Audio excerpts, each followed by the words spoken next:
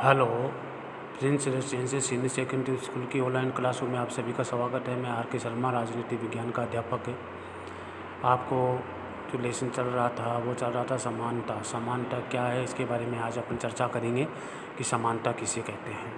तो समानता के बारे में आज चर्चा करेंगे कि समानता किसे कहते हैं। तो देखिए समानता के बारे में क्या क्या लिखा गया है, उसमें देखिए समानता क्या है। इस चित्र में एक नज़र डालेंगे कि कौन कौन से चित्र में ये बताया गया कि समानता किसे कहते हैं। असभ्यत लोगों की बैठने की जगह पिछवाड़े में, परिवेश नहीं, कुत्ते, निकरो या मोक्सिकोवासी, पीने का पानी सवेत असवेत, विश्राम गृह केवल सवेत लोगों के लिए ही माना जाता। तो ये आपके सामने जो चित्र डाले गए हैं उस चित्र में आपको असमानता के प्रकार बताया है कि समानता कहाँ देखने को मिलती है। तो इसी चित्रों में आपको अच्छे से दे रखा है।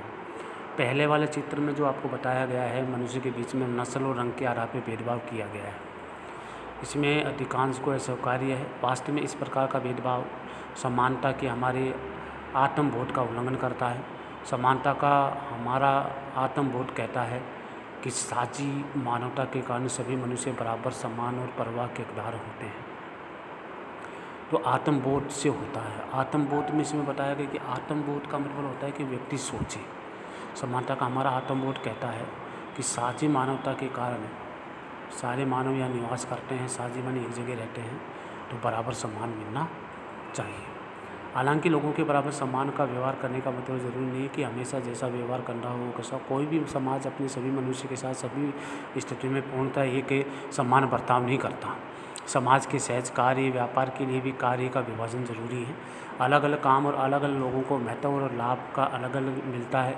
कई बार इस बर्ताव में ये अंतर न केवल स्वीकार्य हो सकता है बल्कि ज़रूरी भी लगता है।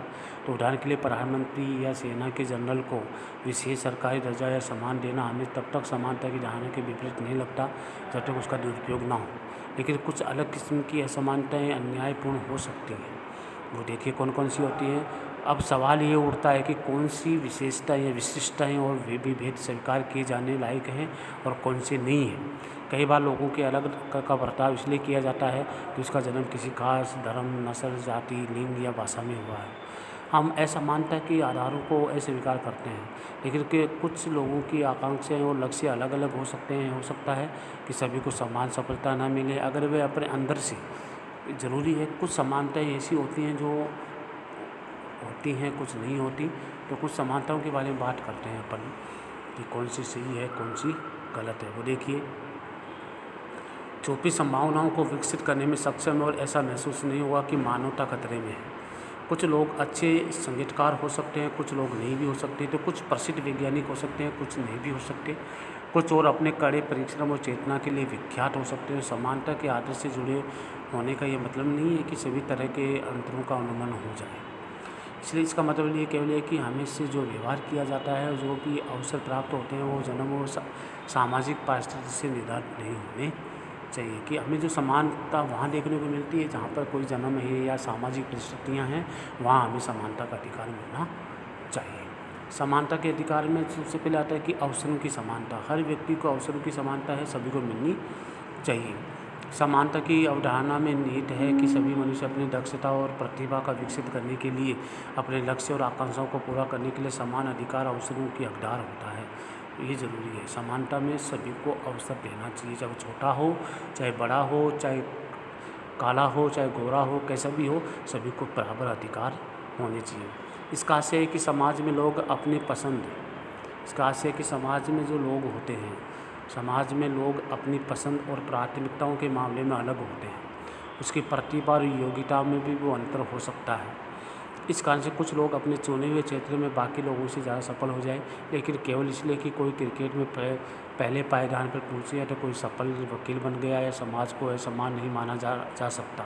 इसे समाज को असम्मान नहीं माना जा सकता। कोई वकील बन गया, कोई डॉक्टर बन गया, कोई क्या बन गया, कोई खिलाड़ी बन गया, लेकिन यहाँ पर ये असमानता नहीं देखी जा सकती।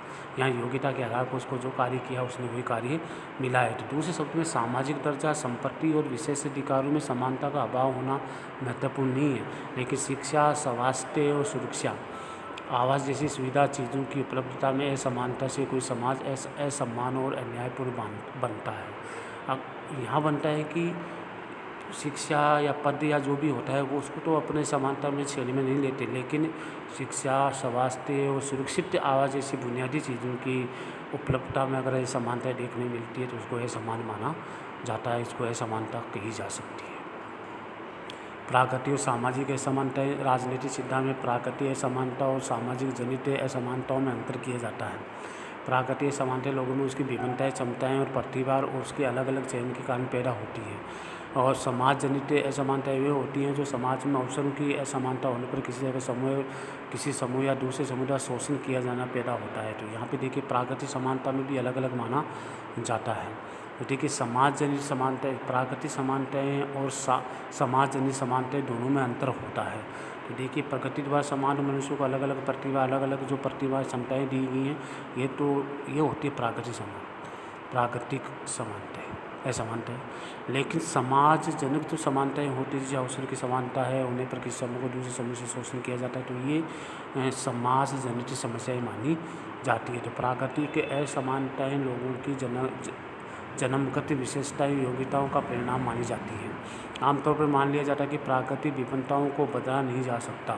दूसरी ओर सामाजिक असमानता है जिसे समाज में पैदा होती है। उदाहरण कुछ समाज बौद्धिक काम करने वाले को शारीरिक कार्य करने की से अधिक महत्व देते हैं, उन्हें अलग अलग तरीके से लाभ देते हैं। तो ये विभिन्न वंश, रंग, जाति के लोगों को अलग अलग जो है व्यवहार करते हैं। तो इस प्रकार के भेदभाव में समाज के मूल्य प्रतिबंधित होते हैं।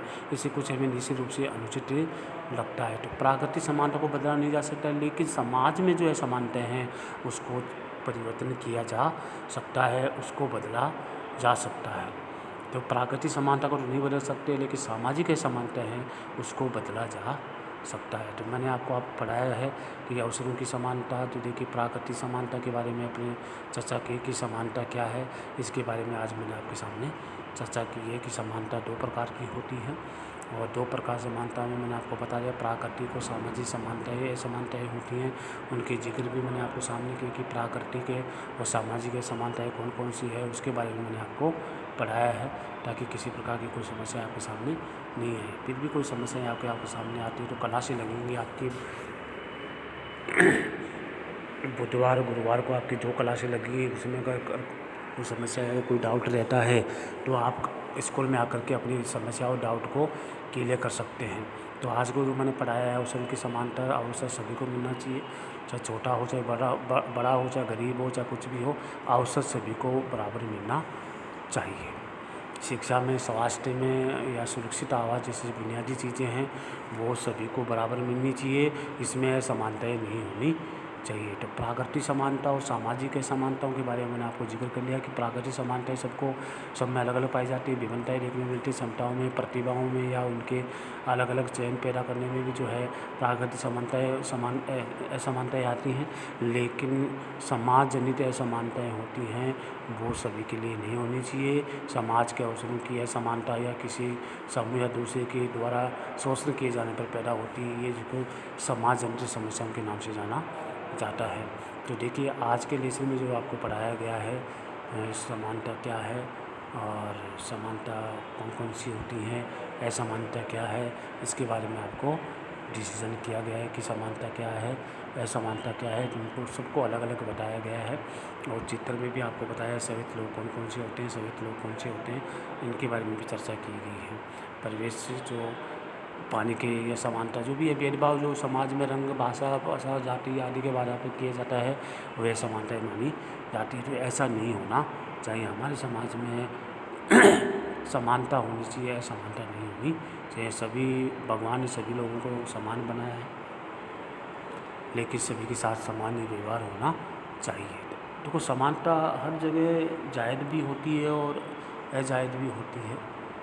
समानता है कि जो प्रतिभा उसने प्राप्त की है वो उसी पद पे है, कोई दूसरा जो है उस पद पे नहीं है। तो ये क्या है, योग्यता के आधार पर समानता है, इसको अपन असमानता नहीं कर सकते, क्योंकि व्यक्ति में जो योग्यताएँ थी उसको उसी योग्यता के अनुसार उसको काम मिला है या उसकी योग्यता के हिसाब से उसको पद मिला है, तो इसको असमानता नहीं कह सकते। असमानता उसे कहते हैं शिक्षा, स्वास्थ्य संबंधी, शिक्षा संबंधी जो है उसका शोषण किया जाता हो उसको असमानता मानी जाती है। काला गोरा भेदभाव, जाति, रंग आदि के आधार पे जो कलर के आधार पे जो भेदभाव किया जाता है वो उसको भेदभाव माना जाता है, उसे असमानता कहा जाता है।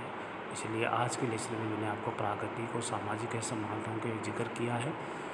ठीक है, जब तक के लिए अगली क्लास में आपको प्राकृतिक और सामाजिक असमानताएं और उनके बारे में चर्चा करेंगे। जब तक के लिए जय हिंद।